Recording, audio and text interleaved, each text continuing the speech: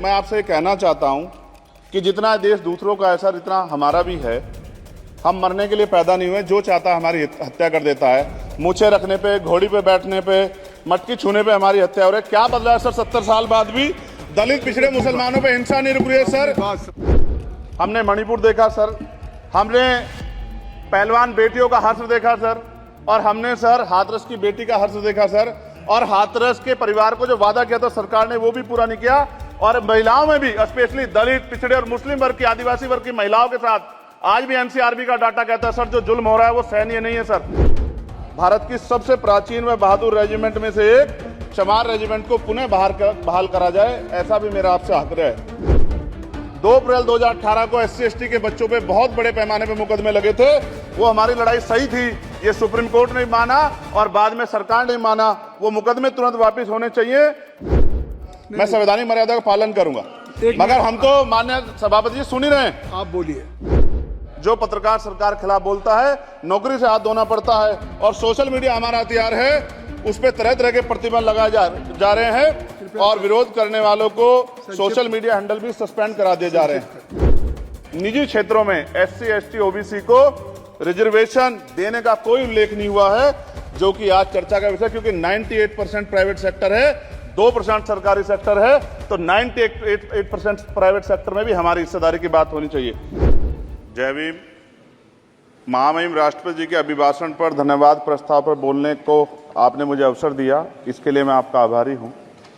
सभापति महोदय, सर्वप्रथम मैं बहुजन समाज में जन्मे सभी संतों, गुरुओं, महान पुरुषों को नमन करता हूं, जिनमें महात्मा ज्योतिबा फूले, डॉक्टर बाबा साहब अम्बेडकर और मान्यवर काशीराम साहब को मैं याद भी करता हूं आज के दिन पर। साथ साथ नगीना की महान जनता और भीम आर्मी और हमारी पार्टी आज़ाद समाज पार्टी काशीराम के साथियों का भी धन्यवाद करता हूं।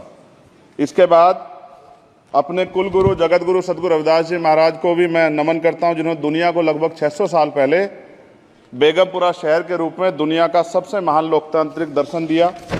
अध्यक्ष महोदय, माननीय सभापति जी, 14 अगस्त 1947 को ये देश अंग्रेजों के अधीन था। 15 अगस्त 1947 को हम लोग आज़ाद हुए। 16 अगस्त 1947 को देश आज़ादी में था, लेकिन धन धरती राजपाट में बंटवारा नहीं हुआ। जो साधन संसाधन थे उनमें बंटवारा सही रूप से न होने के कारण एक बहुत बड़ी आबादी सुविधाओं से वंचित और सम्मान से वंचित रह गई। उनको सम्मान देने के लिए और अंतिम व्यक्ति तक सुविधाएं पहुंचे, इसके लिए लोकतंत्र की व्यवस्था हुई। लेकिन आज़ादी के 70 साल बाद भी हम कहाँ खड़े हैं, इस पर ये चिंता का विषय है। मैं मानता हूं कि सामाजिक न्याय तभी होगा माननीय सभापति जी, जब जातीय जनगणना पूरी होगी और जातीय जनगणना कराई जाएगी, और साथ साथ संख्या के आधार पर आरक्षण जो है वंचित वर्गों का बढ़ाया जाएगा। उसके साथ साथ जब राष्ट्रपति जी अभिभाषण पर बात रख रही थी तो उन्होंने शहरी और ग्रामीण क्षेत्रों के विकास की बात कही, और ये भी कहा कि दुनिया में सबसे उत्तम शहर हमारे यहाँ बने। लेकिन माननीय सभापति जी, 70% आबादी तो गाँव में निवास करती है, तो गाँव की आबादी के बारे में भी सोचना होगा कि उनका जीवन कैसे बदले। माननीय सभापति जी, उस शैक्षणिक संस्थानों में बहुजन समाज के जो छात्र हैं उनके साथ कास्ट एट्रोसिटी हो रही है, निरंतर उनकी हत्या हो रही है। साथ साथ जो सरकारी कर्मचारी हैं दफ्तरों में, उनके साथ भी जो SC/ST OBC और मुस्लिम और अन्य धार्मिक अल्पसंख्यक हैं उनके साथ भी माननीय सभापति जी जातिगत और धार्मिक जो है शोषण किया जा रहा है। इसलिए मेरी मांग भी है कि पुरानी पेंशन को भी अध्यक्ष जी बहाल किया जाए। जो कर्मचारी देश की सेवा में लगे हैं उनका भी सम्मान होना चाहिए।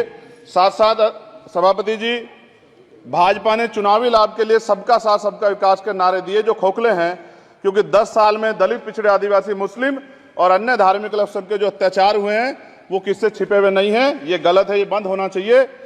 सभापति महोदय जी, महामहिम राष्ट्रपति जी के अभिभाषण में निजी क्षेत्रों में SC/ST OBC को रिजर्वेशन देने का कोई उल्लेख नहीं हुआ है, जो कि आज चर्चा का विषय, क्योंकि 98% प्राइवेट सेक्टर है, 2% सरकारी सेक्टर है, तो 98% प्राइवेट सेक्टर में भी हमारी हिस्सेदारी की बात होनी चाहिए।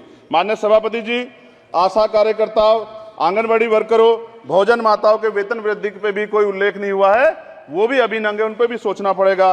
माननीय सभापति जी, जिस क्षेत्र से मैं चुन के आऊं नगीना से, वो बहुत पिछड़ा क्षेत्र है। उस क्षेत्र में कोई विशेष आर्थिक पैकेज नहीं दिया गया, रोजगार की सेवाएं नहीं है, नौजवान पलायन करता है। IIT, IIM, एम्स, केंद्रीय विद्यालय आदि शिक्षा में और चिकित्सा संस्थानों की स्थापना होनी चाहिए, जो कि नहीं है। और माननीय सभापति जी, मानसून सत्र आ गया है, मेरा क्षेत्र बाढ़ से बहुत प्रभावित है, इसलिए मैं आपसे आग्रह करूंगा कि वहां के लोगों को बाढ़ से निजात दिलाई जाए। माननीय सभापति जी, चीन हमें आंख दिखा रहा है और लगातार हमारे देश की सीमाओं में घुसपैठ कर रहा है, इसलिए अग्निवीर योजना को हटाकर पुनः सेना भर्ती शुरू की जाए और साथ साथ भारत की सबसे प्राचीन व बहादुर रेजिमेंट में से एक चमार रेजिमेंट को पुनः बहाल करा जाए, ऐसा भी मेरा आपसे आग्रह है। माननीय सभापति जी, पिछले सारे प्रधानमंत्रियों ने मिलकर जितना कर्ज लिया है उससे दुगना कर्ज हमारे वर्तमान के प्रधानमंत्री जी ने लिया है। किसान अगर अपना कर्ज माफ कराने के लिए जाता है तो लाठी झेलनी पड़ती है, जबकि सरकार ने धन्ना सेठों का 15 लाख करोड़ रुपया माफ किया है। इस ओर हमें ध्यान देना पड़ेगा, हमारी आने वाली पीढ़ियों को ये कर्ज चुकाना पड़ेगा। माननीय सभापति महोदय जी, किसानों को एमएसपी की लीगल गारंटी तथा किसानों का कर्ज माफ होना चाहिए। साथ साथ 2 अप्रैल 2018 को SC/ST के बच्चों पे बहुत बड़े पैमाने पे मुकदमे लगे थे, वो हमारी लड़ाई सही थी, ये सुप्रीम कोर्ट ने माना और बाद में सरकार ने माना, वो मुकदमे तुरंत वापस होने चाहिए। माननीय सभापति जी, प्रेस जो है उस पर भी शिकंजा कसा जा रहा है, जो पत्रकार सरकार के खिलाफ बोलता है नौकरी से हाथ धोना पड़ता है, और सोशल मीडिया हमारा हथियार है, उस पर तरह तरह के प्रतिबंध लगाए जा रहे हैं और विरोध करने वालों को सोशल मीडिया हैंडल भी सस्पेंड करा दिए जा रहे हैं। साथ साथ सभापति जी, पेपर लीक और परीक्षाओं के कैंसिल होने से देश के नौजवानों का भविष्य खतरे में है। नीट, यूपी सिपाही भर्ती सभापति जी और 69,000 शिक्षक भर्ती में आरक्षण घोटाला हुआ है, कोई पूछने वाला नहीं, खून के आंसू रो रहे हैं बच्चे, बेरोजगारी का दंश युवा झेल रहे हैं, इसलिए मेरा आग्रह है कि युवाओं के लिए कृपया समाप्त करें। चंद्रशेखर, माननीय सभापति जी, मैं पहली बार बोल रहा हूं, आप कहेंगे मैं बैठ जाऊंगा, मैं आपकी बात, मैं संवैधानिक मर्यादा का पालन करूंगा, मगर हम तो माननीय सभापति जी सुन ही रहे हैं। आप बोलिए, 1 मिनट। धन्यवाद। 1 मिनट और बोलिए। अध्यक्ष सभापति जी, नारी सम्मान की बात करने वाली सरकार, हमने मणिपुर देखा सर, हमने पहलवान बेटियों का हर्ष देखा सर, और हमने सर हाथरस की बेटी का हर्ष देखा सर, और हाथरस के परिवार को जो वादा किया था सरकार ने वो भी पूरा नहीं किया, और महिलाओं में भी स्पेशली दलित, पिछड़े और मुस्लिम वर्ग की, आदिवासी वर्ग की महिलाओं के साथ आज भी एनसीआरबी का डाटा कहता है सर जो जुल्म हो रहा है वो सहनीय नहीं है सर। साथ साथ कोविड में तैरती, हमने कोविड में बहुत सुना सर, कोविड में तैरती लाशें भी गंगा में हमने देखी है सर, और मजदूरों का हाल भी हमने देखा है। सभापति जी, बस सब समाप्त कर रहा हूं, नोटबंदी पे छोटे मजले उद्योग की जो कमर टूटी वो भी हमने देखी है।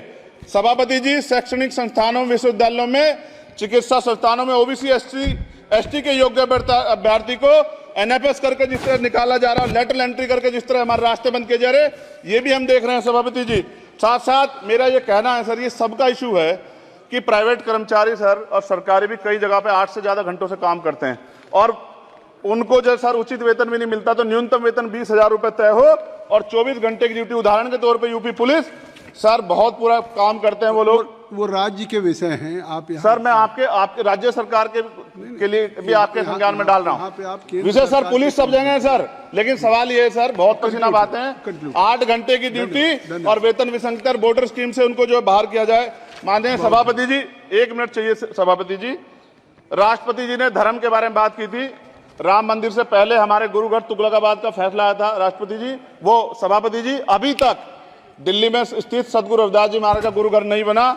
साथ साथ सभापति जी, अपनी बात को खत्म करते हुए मैं आपसे कहना चाहता हूं कि जितना देश दूसरों का है सर, इतना हमारा भी है। हम मरने के लिए पैदा नहीं हुए, जो चाहता है हमारी हत्या कर देता है। मूछें रखने पे, घोड़ी पे बैठने पे, मटकी छूने पे हमारी हत्या हो रही है। क्या बदला है सर 70 साल बाद भी? दलित पिछड़े मुसलमानों पे हिंसा नहीं रुक रही है सर। मेरा आपसे संरक्षण के साथ ये आग्रह है कि इन घटनाओं को रोका जाए, और देश किसी की बपोती नहीं है, देश संविधान से चलता है सर, और संविधान से चलेगा, संविधान छेड़खानी बर्दाश्त नहीं की जाएगी सर। धन्यवाद। साथियों, अगर आपको द न्यूज वीक का काम पसंद है और आप चाहते हैं कि हम यूं ही अम्बेडकरवादी पत्रकारिता करते रहें, तो हमारी आर्थिक मदद जरूर करें। आप अपनी स्क्रीन पर दिखाई दे रहे इस QR कोड को स्कैन करें और न्यूज वीक फाउंडेशन के खाते में अपनी दान की राशि भेजें। QR कोड के अलावा आप UPI के जरिए भी मदद कर सकते हैं। आप हमारी UPI ID newsweek@yes bank पर भी मदद भेज सकते हैं।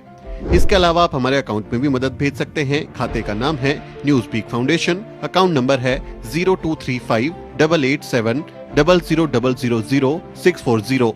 IFSC कोड है YesB000235। बैंक का नाम यस बैंक है और ब्रांच है नेहरू पैलेस दिल्ली। आप डोनेशन के एवज में इनकम टैक्स में भी छूट पा सकते हैं। डोनेशन की रसीद पाने के लिए ट्रांजैक्शन का स्क्रीनशॉट हमें भेजें, टाइप करें डोनेशन स्पेस आपका नाम और हमें 8595794224 पर व्हाट्सएप करें।